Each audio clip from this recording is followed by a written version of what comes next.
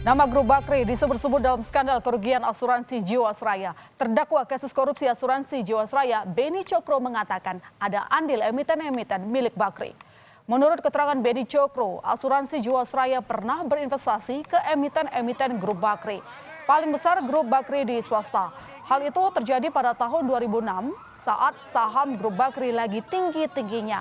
Saat ini mayoritas saham grup Bakri berada di level 50 alias gocap. Pada tahun 2008 saja, kata Beni, ruginya sudah 6,7 triliun rupiah.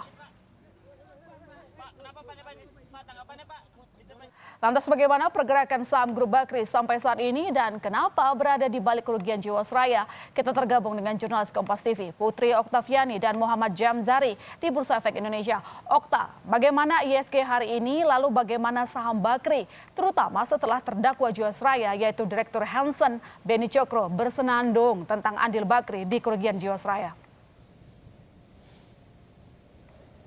Ya, baik Mas Sister dan juga saudara, kalau berbicara terkait dengan IHSG memang kemarin sempat melakukan rebound atau penguatan 1,75% ke level 4.964,73.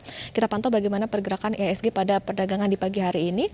Memang tadi pagi dibuka di zona merah seperti itu ya, atau di level 4.928,05 atau minus 0,71%. Dan memang kalau berbicara mengenai sentimen, memang pada perdagangan hari ini diprediksi bahkan menjadi adu sentimen seperti itu, karena beberapa sentimen ini mempengaruhi pergerakan IHSG seperti adanya proyeksi atau prediksi dari pemulihan bisnis di kuartal 3 tahun 2020, lalu kemudian ada peraturan Menteri Keuangan terkait dengan penempatan dana 30 triliun untuk bank-bank yang plat merah begitu, atau bank yang tergabung dalam bank himpunan milik negara atau Himbara yang sebelumnya ditempatkan di Bank Indonesia untuk menjaga likuiditas perbankan. Selain itu juga ada sentimen terkait dengan COVID-19, di mana saat ini ada kekhawatiran munculnya gelombang kedua dari pandemi COVID-19 karena adanya pelonggaran di sejumlah wilayah, termasuk juga di beberapa wilayah di Indonesia. Selain itu juga masih menunggu bagaimana hasil kesepakatan dagang begitu antara Amerika Serikat dengan Tiongkok setelah sebelumnya penasihat perdagangan Amerika Serikat yakni Peter Navarro mengatakan bahwa kesepakatan dagang telah berakhir, namun Presiden Amerika Serikat Donald Trump justru mengkonfirmasi bahwa kesepakatan dagang masih terus berlanjut. Selain itu kalau berbicara mengenai keterlibatan antara grup Bakri dengan skandal kasus Jiwasraya, memang kemarin dalam agenda pembacaan eksepsi di Pengadilan Tipikor Jakarta, yakni Direktur PT Hansen International, yakni Beni Cokro ini sempat menyebut bahwa ada keterlibatan antara grup Bakri dengan skandal kasus Jiwasraya begitu. Jadi memang ada aliran dana yang mengalir ke emiten milik Bakri, karena bahkan Beni juga sempat menuding bahwa Badan Pemeriksa Keuangan atau BPK ini melindungi dari grup Bakri. Selain itu, Beni juga meminta bahwa Jaksa Agung ini bisa membuka bagaimana transaksi dari gadai saham yang dilakukan oleh grup Bakri seperti itu. Karena kalau tercatat memang investasi Jiwasraya ini ada di saham grup Bakri sekitar 10 atau di 10 perusahaan grup Bakri.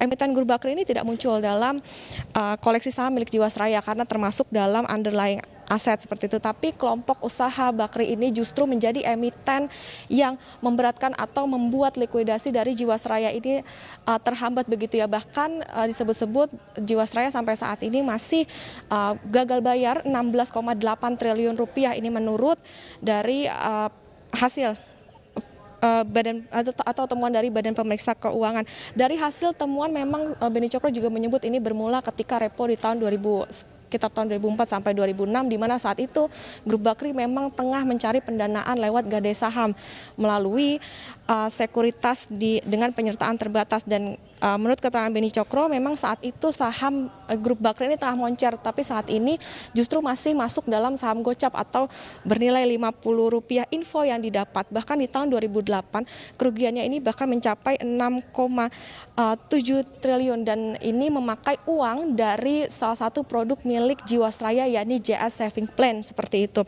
Saham Jiwasraya ini bahkan atau yang masuk dalam repo milik Grup Bakri ini terhitung sampai 3 triliun dan bahkan disebut-sebut oleh Beni Cokro Grup Bakri atau emiten Grup Bakri ini disebut tidak pernah menembus repo. Bahkan temuan dari tim auditor seperti itu bahwa investasi atau transaksi dari Gade Saham ini sama seperti investasi perseroan lain yang menembus dari pengawasan pasar modal. Kembali ke Anda, My Sister di studio. Ya, kita tunggu bagaimana kasus Jiwasraya akan terus diselesaikan. Yang jelas tadi indeks harga saham gabungan ternyata dibuka di zona merah hari ini, saudara.